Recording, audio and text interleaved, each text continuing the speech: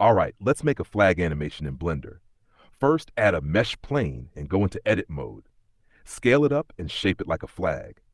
Then right-click Subdivide and set the number of cuts based on what your PC can handle. Next, rotate it slightly on the y-axis, move it up a bit, then switch to Side View. Select the last row of vertices, go to Vertex Groups, and create a pin group. You can rename it if you want. Click Assign to lock those vertices in place. Now go back to Object Mode. Head over to the Physics properties and add Cloth Physics. Scroll down to Shape and assign the vertex group we just created. Also, add a subdivision surface modifier to make the flag look smoother. To simulate wind, press Shift-A, go to Force Field, and choose Wind. Rotate it to face the direction you want the breeze to go and scale it up.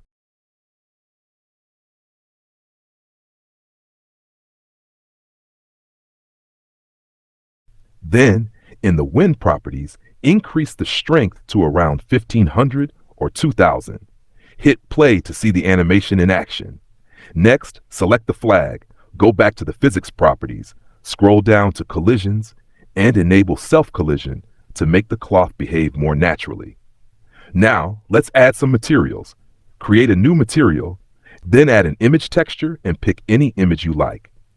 If you have the Node Wrangler add-on enabled, select the image texture and press Ctrl-T to automatically set up the mapping. Connect the image texture to the principled BSDF shader. If the texture looks off, switch to the UV editing workspace.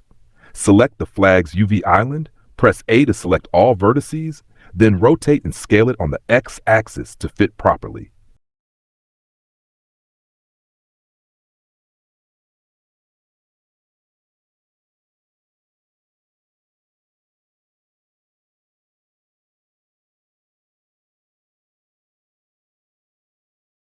Finally, go back to the Shading tab. Select the image texture and change the repeat mode to extend to fix any tiling issues. And that's it. If this tutorial helped you, hit the like and subscribe button and leave a comment. See you in the next one.